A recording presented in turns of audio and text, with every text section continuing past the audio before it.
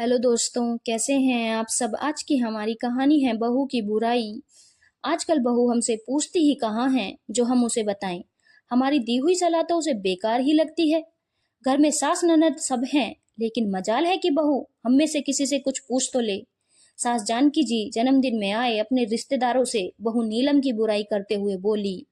और नहीं तो क्या, आजकल की लड़कियां तो खुद को ही समझदार समझती हैं और बाकी दुनिया को बेवकूफ। बड़ों की सलाह तो उन लोगों को जैसे काटने को दौड़ती हैं। एक तो खुद पूछेंगी नहीं और ऊपर से फिर बाद में कोई समझाएगा तो काटने दौड़ेंगी। इसीलिए तो हमने बोलना ही बंद कर दिया। बड़ी ननद सोनम भी कहाँ कम थी। उन्होंने भी कहा, सच में मेरे मम्मी पापा का जी ही जानता है कि वह कैसे निभा रहे हैं भाभी के साथ, वरना ऐसी बहू के साथ निभाना हर किसी के बस की बात नहीं है। मुझे तो मेरे मम्मी पापा की चिंता ही लगी रहती है। छोटी ननद पायल भी बोली, रहने देना बेटा, तू क्यों दिल पर ले रही है। तुझे तेरा ससुराल भी संभालना है, तू तो बस उसे अच्छे से संभाल। अब जो हमारी किस्मत में लिखा है वो तो होकर ही रहेगा। अब ऐसी बहू पल्ले पड़ी है तो उसी के साथ निभाना पड़ेगा। सास जानकी जी बेचारी बनते हुए बोली, इतनी बेकार है क्या तुम्हारी बहू, यकीन नहीं होता। हम सबसे तो ऐसे हंस हंस कर बोलती है, देखकर लगता ही नहीं है कि उसके जैसी कोई बहू होगी। मामी सास ने कहा, अरे इसके माँ बाप कुछ नहीं कहते क्या। मौसी सास ने कहा, अरे माँ बाप क्या कहेंगे, वो तो उसी का पक्ष लेंगे ना, आखिर खून तो उन्हीं का है। सास जानकी जी दोबारा बोली, अरे इसका भी एक बेटा है, सब पता चल जाएगा जब खुद सास बनेगी। इसको भी इसके जैसी ही बहू मिले। लेकिन एक बात समझ में नहीं आई, जीजा जी तो बड़े खुश रहते हैं इससे, हर जगह अपनी बहू की तारीफ करते रहते हैं। मौसी सास दोबारा बोली, अब पापा को तो इसी घर में रहना है ना मौसी, अपने घर की बात कोई बाहर बताना चाहता है क्या। और आपको तो पता ही है मेरे पापा तो शुरू से ही सीधे साधे रहे हैं, जैसा मिल रहा है उसी में खुश रह लेते हैं और फिर ले दे करके आगे और पीछे यही बहू है, कोई दूसरा बेटा भी नहीं है कि और दूसरी बहू आएगी। बड़ी ननद सोनम ने जवाब दिया, आज नीलम और रवि के बेटे का 5वां जन्मदिन था। नीलम और रवि ने मिलकर काफी अच्छा आयोजन किया था, लेकिन इस बार अपनी सास जानकी जी से उसने कुछ नहीं पूछा। इसका कारण भी खुद जानकी जी और उनकी दोनों बेटियां थीं। नीलम की जब पहली संतान बेटी हुई थी तब भी उनका मन ऐसा ही आयोजन करने का था। नीलम और रवि ने जब जानकी जी से इस बारे में कहा तो जानकी जी सीधे दोनों की इज्जत उतारते हुए बोली थी, मुझसे क्या पूछ रहे हो, लड़की ही तो हुई है, इसमें इतना क्या तमाशा करना, और इतने ही तमाशे का शौक है तो अपने दम पर करो। ये उम्मीद मत करना कि मैं पैसे लगाऊंगी, जैसी तुम्हारी हैसियत है वैसा प्रोग्राम करो। एक पल के लिए तो अपनी मम्मी की बात सुनकर रवि भी झेप गया कि उसकी मम्मी कैसे जवाब दे रही है, वो भी उसके पत्नी के सामने ही। पर फिर हिम्मत करके बोला, मम्मी पैसे तो मैं लगा दूंगा, उसके लिए मना थोड़ी ना कर रहा हूं, पर आप ही तो बताओगी कि कैसे क्या करना है, आखिर आप बड़ी हैं। अगर मेरे से ही पूछ कर रहा है तो प्रोग्राम कर ही मत। बेटियों के लिए कोई प्रोग्राम नहीं करता, और अगर किसी और की मर्जी से कर रहा है उससे पूछ, और वो उसकी माँ बता देगी कैसे क्या करना है। जानकी जी ने ये बात कहकर बात को वहीं खत्म कर दिया। आखिरकार ससुर गगन जी ने कहा, बेटा जो करना है कर लो, आखिर बेटी हो या बेटा परिवार तो बड़ा है ना हमारा, जिसे बुलाना है उसे बुला लो, मुझसे जो बन पड़ेगा मैं तुम्हारी मदद कर दूंगा। आखिर पापा का आश्वासन पाकर रवि ने ज्यादा नहीं 70-80 लोगों का प्रोग्राम ऑर्गेनाइज किया था। आखिर पहली बार उन लोगों ने अपने दम पर कोई प्रोग्राम ऑर्गेनाइज किया था।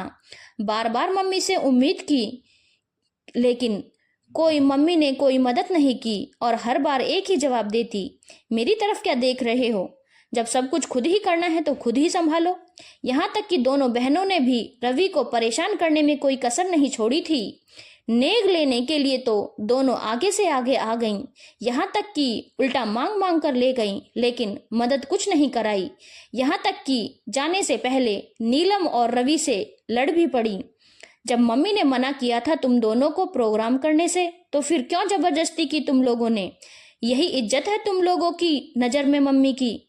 और ये क्या दिया तुम लोगों ने हमें, प्रोग्राम करने के लिए पैसे थे, लेकिन बहनों को नेक देकर खुश करने के लिए पैसे नहीं थे। अरे और क्या देगा, इतना कुछ तो दे दिया दोनों बहनों को। 10-10 साड़ियां दे दी, तुम्हारे पति और बच्चों के कपड़े दे दिए और दोनों को सोने की अंगूठी बनवा दी। अब इससे ज्यादा क्या देगा? प्रोग्राम को इतने बड़े लेवल पर तो नहीं किया था ना, छोटा सा ही तो प्रोग्राम था। पापा ने बीच में ही कहा।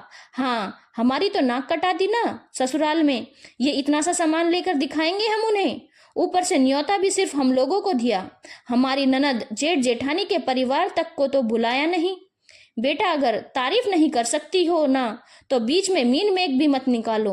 तुम्हारे भाई भाभी ने पहली बार अपने दम पर कोई प्रोग्राम किया है, वो भी एक छोटे लेवल पर, और मेरी नजर में जो किया है वो बहुत अच्छा किया है। आखिर पापा ने कहकर वहीं बात को खत्म कर दिया। लेकिन उसके बाद बेटी के पहले जन्मदिन पर और बेटे के जन्म पर भी यही हंगामा हुआ। आखिर हर बार जब एक ही जवाब सुनने को मिले तो इंसान कितना पूछेगा। इस कारण इस बार जब बेटे का जन्मदिन मनाया जा रहा था तो रवि और नीलम ने अपनी मम्मी और बहनों से बिल्कुल भी नहीं पूछा। बस पापा के सामने ही सारी रूपरेखा तैयार हुई। अब अपने बेटे को तो कौन सी माँ बुरी बताएगी, इसीलिए सारा ठीक रहा फोड़ दिया नीलम के सिर पर, और इसीलिए आज सभी रिश्तेदारों के बीच बैठकर उसकी बुराई कर रही थी। अभी सब लोग बैठकर बुराई कर ही रहे थे कि इतने में ससुर गगन जी उनके पास आकर बैठे और मौसी सास से पूछा, तो बताओ साली साहेबा, कैसा लगा आपको प्रोग्राम? रवि और नीलम ने अच्छे से किया है ना प्रोग्राम? कहीं कोई कमी तो लगी हो तो बताओ, आगे से उस चीज का ध्यान रखेंगे। क्या जीजा जी, आप अभी भी अपने बेटे बहू की तारीफ कर रहे हो, जबकि आपकी बहू इतनी बुरी है, हमें तो पता ही नहीं था। उनके मुंह से यह बात सुनकर ससुर जी हैरान हो गए, पर वहां अपनी पत्नी और बेटियों को बैठा देखकर समझ गए कि ये लोग यहाँ बैठकर बहू की बुराई कर रही हैं। इसलिए वो बोले, देखो साली साहेबा, ऐसा है कि मेरे बेटे बहू में कोई कमी नहीं है, दोनों बहुत अच्छे से अपना परिवार संभालते हैं और हमारी सेवा भी करते हैं।